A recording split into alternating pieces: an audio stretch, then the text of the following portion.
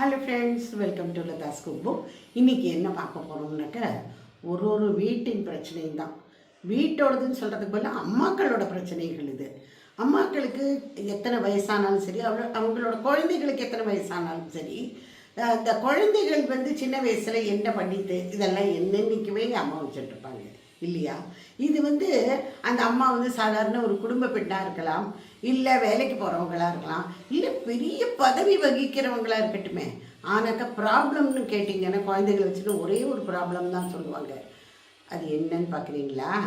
ரொம்ப சஸ்பென்ஸ் வேண்டாமே, வெள்ளமா. என் குழந்தை சாப்பிடவே மாட்டேங்கிறான், இதுதான் பிரச்சனை.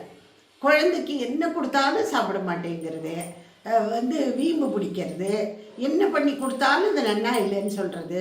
இதை எப்படி சாப்பிட வைக்கலாம்? இதுதான் அம்மாக்கள் ஒருத்தருக்கு ஒருத்தர் மீட் பண்ணும்போது முன்னாடிலாம் கேட்டுக்கக்கூடியது இதுதான். என் குழந்தை சாப்பிடவே மாட்டேங்குது. டாக்டர்கிட்ட போனாலும், பீடியாட்ரிஷியன்ட்ட, குழந்தை நல்ல மருத்துவர்கிட்ட போனாலும் அம்மாக்கள் கேட்குற கொஸ்டின் இதுதான். என் குழந்தை மட்டும் உடம்பு தேரவே மாட்டேங்குது, நான் என்ன பண்ணி கொடுத்தாலும் சாப்பிட மாட்டேங்கிறது அப்படின்னு சொல்லுவாங்க. முன்னாடிலாம் குழந்தைகளுக்காக அம்மாக்கள் நேரம் நிறையா செலவிட்டாங்க இல்லையா? குழந்தைங்களுக்கு ஒரு நாயை காமிச்சு தோத்தோ அப்படின்னு சொல்லுவாங்க, இல்லைனாக்கா எதை காக்கா காமிச்சு ஊட்டி விடுறது, இதெல்லாம் இருந்தது, பழக்கத்தில் இருந்தது. ஆனால் நான் இன்னைக்கு என் கண்ணை சுற்றிவர் இப்படி இது பண்ணி பார்த்தா கூட எந்த அம்மாக்களுமே கையில் ஒரு ரச கிண்ணத்தோடையோ தச்சிமம்மு ஊட்டுற கிண்ணத்தோடையோ நான் எந்த அம்மாவையுமே பார்க்கல. இதுதான் ரியாலிட்டி இல்லையா? ஒவ்வொரு அம்மாக்களுக்குமே தன் குழந்தைகளும் அட்வர்டைஸ்மெண்ட்டில் வர குழந்தைகள் மாதிரி இருக்கணும், நல்ல குண்டா செப்பியாக இருக்கணும், இதுதான் ஒரு ஆசை. ஆனால் அந்த குழந்தை என்ன கொடுத்தாலும் சாப்பிடாது. கிண்ணம் வழியாக சாதம் பாட்டு ப்ளஸ் அது பாட்டுக்கு வரத்து போய் அப்படியே இது பண்ணி கிடக்கும், சாப்பிடாது. ஃப்ரூட்ஸை கட் பண்ணி கொடுத்தா சாப்பிடாது, ஜூஸ் கொடுத்தா சாப்பிடாது. இந்த மாதிரி இந்த அம்மாவும் கோபத்தோட உச்சிக்கே போயிடுவோம். என்னடாப்பா என்ன பண்ணி இந்த குழந்தைய நம்ம சாப்பிட வைக்கிறது? இது எப்பவுமே இருக்கிற பிரச்சனை தான். எல்லா அம்மாக்களும் இதை ஃபேஸ் பண்ணியிருக்கோம். இது குழந்தைகள் சாப்பிடலைன்னு என்ன பண்ணலாம், அதை தான் இன்னைக்கு பார்க்க போகிறோம். ஸ்டெப் வைஸ் நம்ம பார்ப்போம்.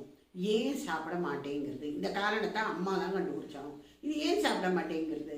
இதுக்கு நம்ம பண்ணுற சமையல் ஒரு வேளை பிடிக்கலையா, அதில் வெரைட்டிஸ் கேட்குறதா? அந்த மாதிரி குழந்தைகளுக்கு என்ன தெரிய போகிறது? சின்ன குழந்தை தானே, ஒரு 4-5 வயசுலேருந்து எடுத்து ஒரு 10-12 வயசு வரைக்கும் இதுகளோட சாய்ஸ் இருக்கே வேறு மாதிரி இருக்கும் சாப்பிடாதுகள். ஆனாக்க இப்போ இருக்கிற குழந்தைகள்லாம் என்ன பண்ணுறதுனாக்க இந்த ஜங்க் ஃபுட்னு சொல்கிறா இல்லையா, இந்த சிப்ஸு, அதுக்கப்புறமா அந்த கேக்ஸு, குக்கீஸ், இந்த மாதிரி ஐட்டம் எல்லாம் தான் அதுகளுக்கு பிடிச்சிருக்கு. இப்போ உடனே அம்மாக்களே என்ன ஆகிடுறானாக்க ஒரு காம்ப்ரமைஸ் இதுக்கு வந்துட்டா. இது மாதிரி நம்மளை கொடுக்காத வரைக்கும் அதுகளுக்கு ஏதோ வயிறு ரொம்பினா போகிறோம் அப்படிங்கிற மாதிரி போயிட்டாங்க.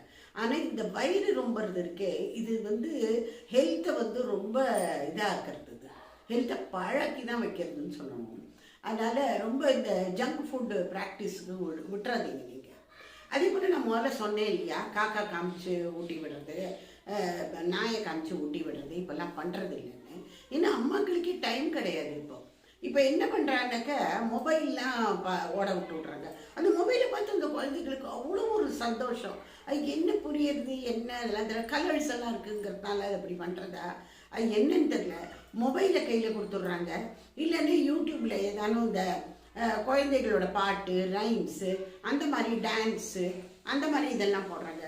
அந்த டான்ஸுன்னு வரும்பொழுது அது எப்பேற்பட்ட டான்ஸை கூட அது விரும்புறது. என்ன அது ஒரு பீட் அது கேட்குறது இல்லையா? அதுக்கு என்ன கண்டுது? பாஷையை கண்டுதா? லாங்குவேஜ் தெரியுமா, லிரிக்ஸ் தெரியுமா? அதெல்லாம் இல்லை. ஏதோ ஒரு பீட்டு கேட்குறது இதுகளுக்கு அது ரொம்ப பிடிச்சிருக்கு, அதுதான் சொல்லணும். இந்த ஜங்க் ஃபுட்டுக்கு அடுத்தது எப்படியும் டாப் லிஸ்ட்டில் என்ன இருக்குதுன்னு பார்த்தோம்னாக்க மேகி, நூடுல்ஸ். இது இதுவும் அட் த சேம் இதில் பார்த்துட்டே வரும்பொழுது அம்மாக்களுக்கு சாதகமாக இருக்குது. அம்மாக்களுக்கு என்ன தோணுது, ஏதோ சாப்பிட்டு வயத்துக்குள்ளே போகிறதா, மேகி பிடிச்சிருக்கா அதையே கொடுத்துருவோம் அப்படின்னா அதை கொடுத்துட்றாங்க. பட் நூடுல்ஸ்லாம் ரொம்ப சாப்பிடக்கூடாதுங்க. இது எல்லாருக்குமே தெரியும். நூடுல்ஸ் ரொம்ப சாப்பிட்றதுனால உண்டாகிற அபாயங்கள்லாம் அம்மாக்கள் படித்து முதல்ல தெரிஞ்சுக்கணும். அதுக்கப்புறம் பார்த்தீங்கன்னாக்கா பீட்சா, பர்கர், அப்புறம் ஐஸ்கிரீம் கண்ட நேரத்துலேயும் சாப்பிட வேண்டியது. ஸோ இந்த மாதிரி இதெல்லாம் இந்த ரொம்ப சீஸு சாப்பிட்டு பழக்கிக்க வேண்டியது, ரொம்ப பீட்சாஸ், ரொம்ப அந்த மாதிரி இதெல்லாமே சாப்பிடக்கூடாது.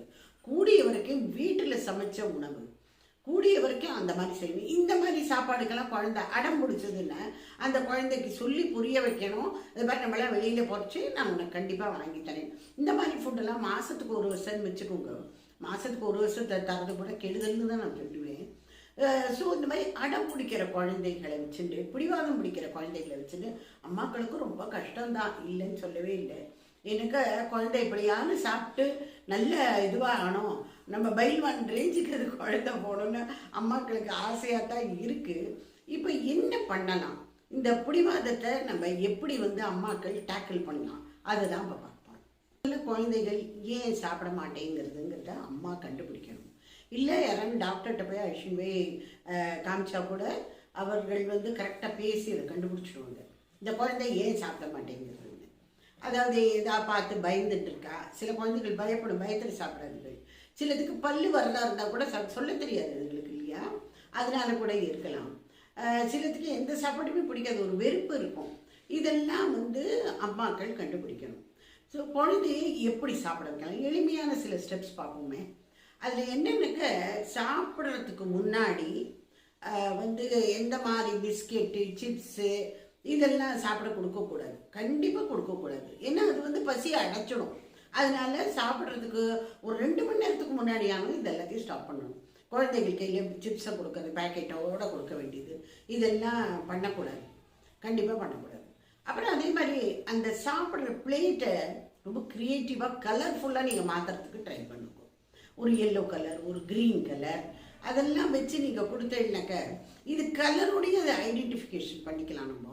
அட் த சேம் டைம் இதுதான் அந்த கீரை வகைகள் இருந்தால் இதுதான் பாலக் அப்படின்னு சொல்லலாம், இதுதான் பொட்டேட்டோ, இதுதான் பழங்கள் சொல்லி கொடுத்தாலும் மற்ற இதுதான் போமோகிரானேட், இது ஆப்பிள் அப்படின்னு சொல்லிட்டு கலரும் சொல்லி கொடுக்குற மாதிரியாச்சு, ஸ்பெல்லிங்கும் சொல்லி கொடுக்கலாம், நம்பர்ஸும் சொல்லி கொடுத்துடலாம்.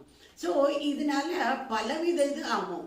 ஒரு நம்ம டின்னர் பிளேட், ஒரு மீல்ஸ் பிளேட்டை வெறும் பிளேட்டான்னு நினைக்காதீங்க.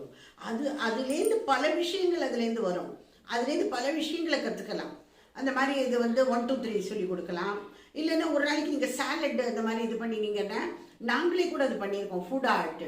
அது மாதிரி சின்னதாக ஒரு முயல் மாதிரி, டெடி பேர் மாதிரி, அந்த மாதிரிலாம் நீங்கள் பண்ணி கொடுத்தீங்கன்னு வச்சுக்கோங்களேன், குழந்தைங்களுக்கு ரொம்ப விரும்பி சாப்பிடும். இன்றைக்கி அம்மா இன்றைக்கி என்ன டிசைனில் அம்மா பிளேட்டு கொண்டு வர போகிறா அப்படின்னு அதுகள் ஆவலாக காத்துருக்கும். நீங்கள் பண்ணி வேணாங்க பாருங்களேன், டெஸ்ட் பண்ணுங்க. நீங்கள் இது கண்டிப்பாக குழந்தைங்களுக்கு பிடிக்கும்.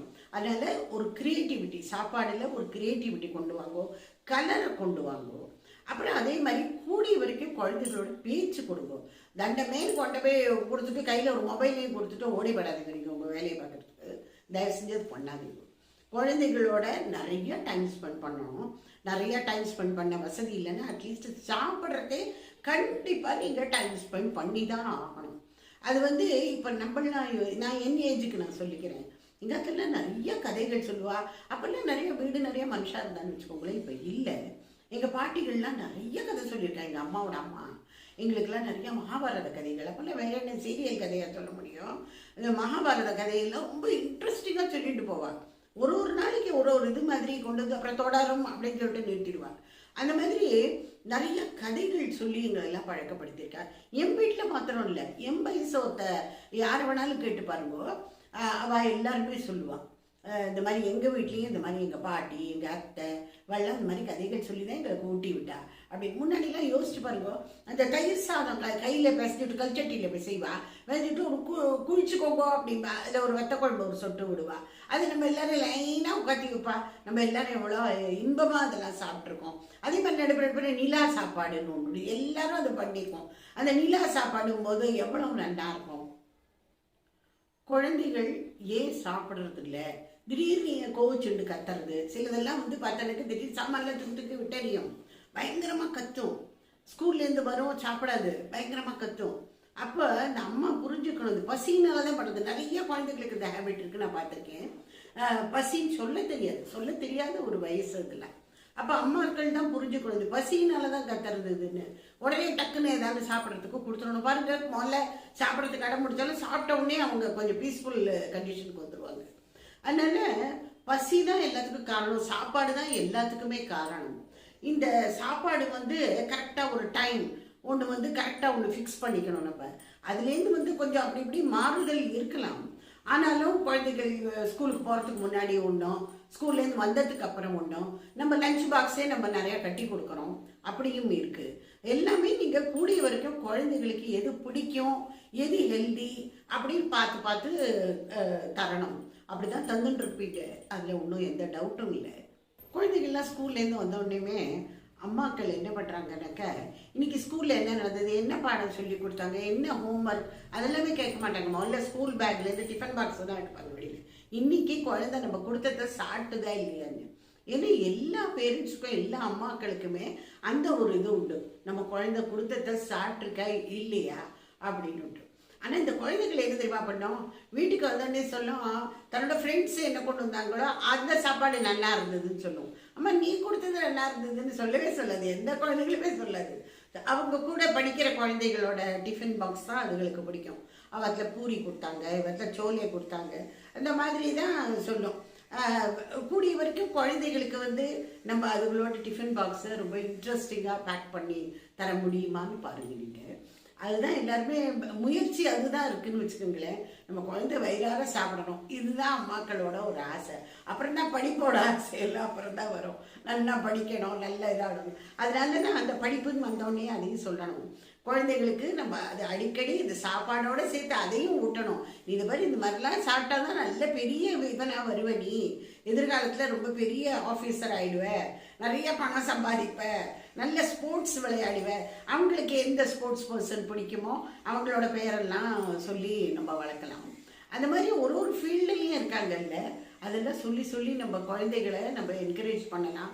அதனால சாப்பாடும் சரி, அவங்களுக்கு ஒரு லட்சியம் ஒன்றும் லைஃப்பில் இருக்குல்ல, ஒரு கோல், அதுவும் ஒன்றும் இந்த through this meal or through this small plate, இது எல்லாமே டெவலப் ஆகுது. வெறும் நம்ம ரசஞ்சாத்தை மாத்திரம் ஊட்டலைங்க, அது புரிஞ்சுக்கணும்.